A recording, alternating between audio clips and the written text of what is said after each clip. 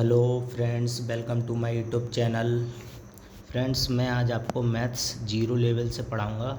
यदि आप मैथ में बहुत ज़्यादा वीक हैं, आपकी मैथ बिल्कुल भी कमज़ोर है, कुछ भी मैथ में ज़्यादा आता नहीं है, तो आप इस वीडियो को देखिएगा।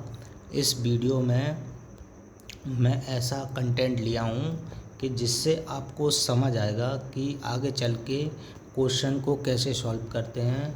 और यदि कॉम्पिटिटिव एग्ज़ाम का कोई भी क्वेश्चन आता है तो आप उसमें फंस नहीं सकते इस वीडियो को देखने के बाद, क्योंकि इस वीडियो में मैं ज़ीरो लेवल से मैथ को समझाया हूँ। तो चलिए वीडियो को शुरू करते हैं। यदि जीरो का गुणा हम ए से करते हैं तो वैल्यू हमें जीरो निकल कर आएगी, और ए का गुणा अगर जीरो से करते हैं तो भी वैल्यू निकल कर जीरो आएगी, या फिर 6 का गुणा हम जीरो से करेंगे तो भी वैल्यू जीरो निकल कर आएगी, या फिर जीरो का गुणा हम 6 से करेंगे तो भी वैल्यू निकल कर जीरो आएगी। ठीक है, अब इसका एक एग्जाम्पल दिया हुआ है, इसका एग्जाम्पल देखते हैं।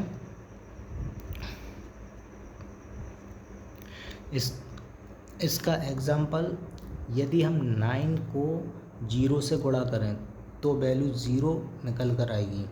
यदि हम जीरो का गुणा 5 से करें तो वैल्यू ज़ीरो हो जाएगी। यदि हम 5 का गुणा जीरो का गुणा 5 से करें तो वैल्यू ज़ीरो हो जाएगी।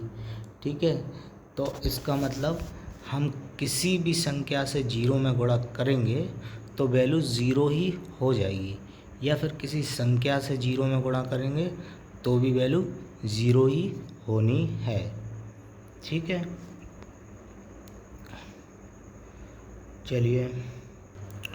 चलिए अभी हमने सीखा है गुणा करना, अब हम सीखेंगे भाग करना।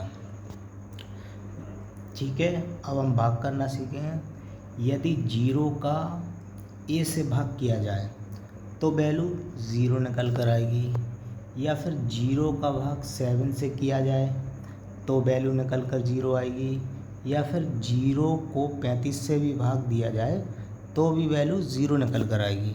इस चीज़ को आप ध्यान रखेंगे, क्योंकि बहुत सारे बच्चों को यही पता नहीं रहता है सॉल्व करते समय कि यदि ज़ीरो आ जाए उसमें और नीचे 388 लिखा हो तो वैल्यू क्या होगी। तो इसका मतलब है वैल्यू ज़ीरो हो जाएगी। ठीक है, चलिए आगे चलते हैं। इसका एक छोटा सा नोट है जो कि मोस्ट इम्पोर्टेंट नोट है, इसको भी ज़रा देख लीजिए। यदि ए को हम जीरो से भाग करेंगे तो वैल्यू इन्फिनिट हो जाएगी। ठीक है, अगर ए को हम जीरो से भाग करते हैं तो वैल्यू इन्फिनिट हो जाएगी। एग्जाम्पल में थोड़ा सा देख लीजिए।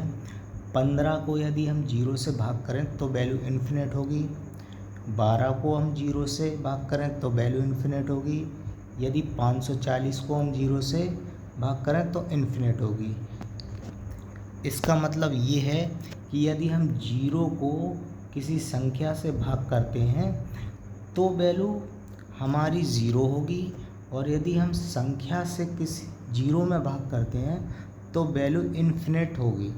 ठीक है, जिसको हम हिंदी में अनंत भी बोलते हैं। चलिए आगे की ओर चलते हैं।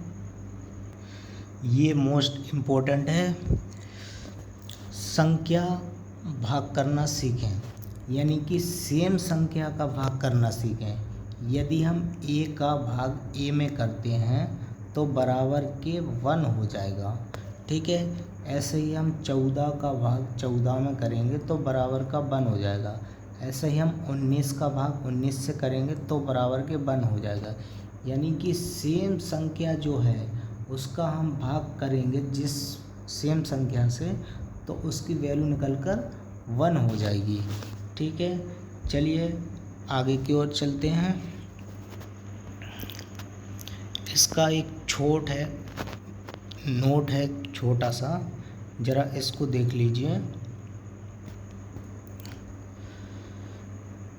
ये नोट क्या कहता है, यदि जीरो को जीरो से भाग करने पर वैल्यू निकल के नॉट डिफाइन हो जाएगी। यदि हम जीरो को जीरो से भाग कर देंगे तो वैल्यू इसकी नॉट डिफाइन हो जाएगी। ठीक है, चलिए नेक्स्ट की ओर चलते हैं। नेक्स्ट अपना क्या कहता है, चलिए अब गुणा को समझते हैं।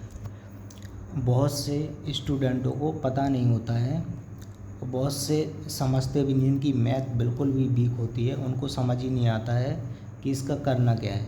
यदि प्लस इंटू प्लस होगा, प्लस का गुणा प्लस में होगा तो बराबर के प्लस होगा, जैसे कि 2 इंटू 8, ठीक है, 8 दूनी 16 और ये प्लस हो जाएगा 16, ठीक है।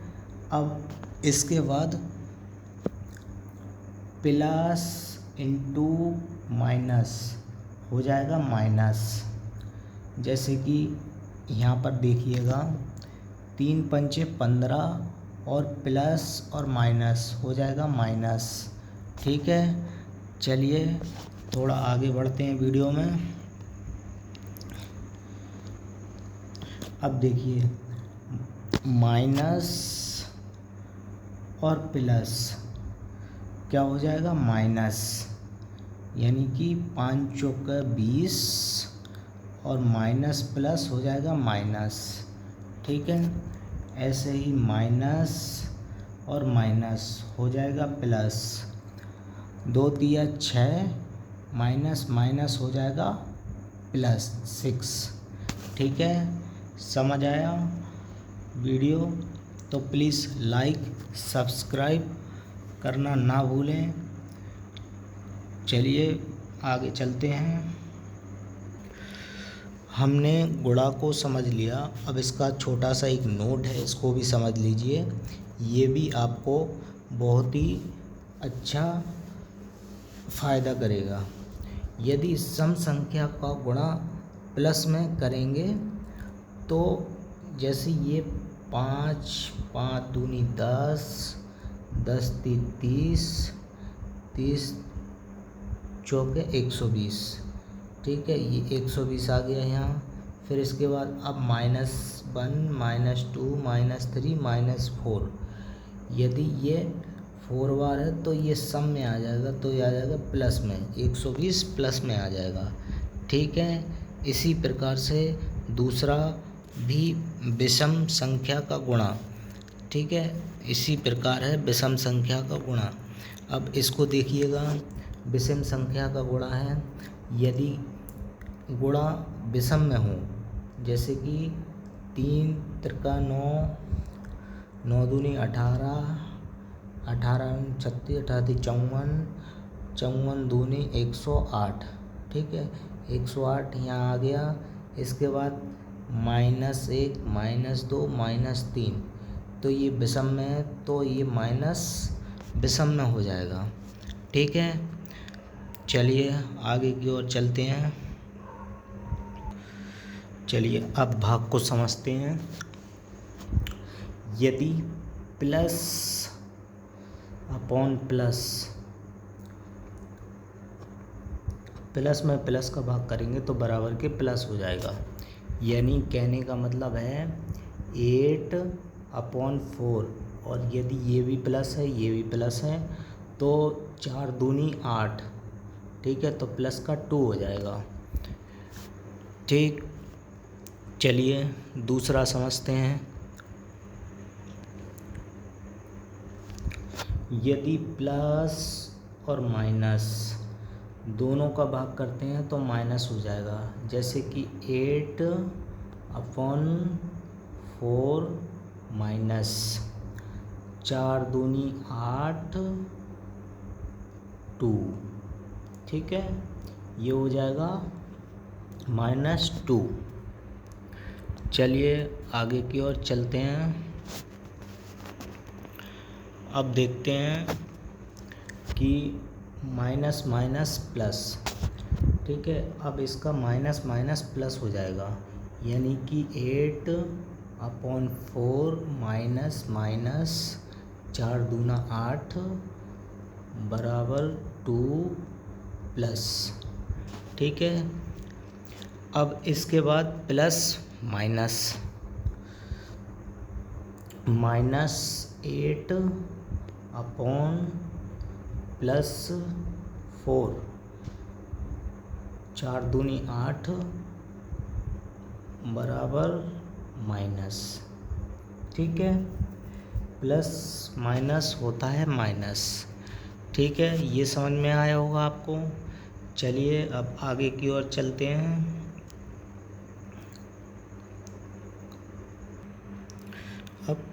अब इसको भी समझ लीजिए, थोड़ा इसको भी समझना ज़रूरी है।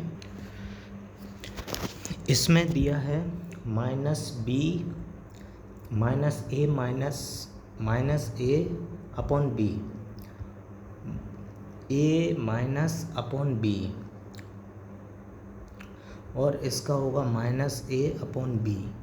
यदि ये तीनों सेम हैं या फिर अलग अलग हैं तो भी इनका मान एक ही निकल कर आएगा।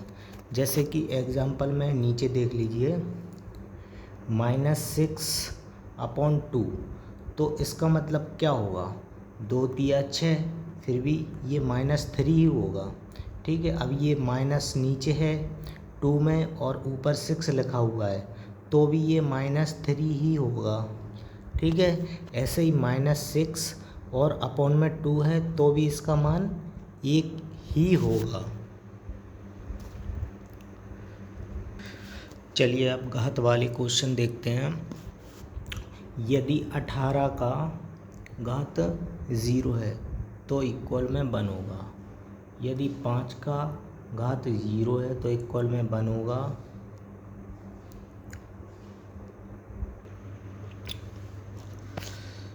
यदि 8 का भी घात 0 है तो भी 1 होगा। 381 का भी घात 0 है तो भी 1 होगा। 380 का घात भी 0 है तो भी 1 होगा। और 389 का भी घात 0 है तो भी 1 होगा, ठीक है। इसमें कंफ्यूज नहीं होना है, क्योंकि बहुत से स्टूडेंट को ये पता ही नहीं होता है कि इसमें अगर घात 0 है तो इसका मान क्या निकल कर आएगा, तो इसका मान 1 निकल कर आएगा, ठीक है। चलिए वीडियो को आप पूरी देख लिए हों तो इसको लाइक सब्सक्राइब करना ना भूलें। चलिए।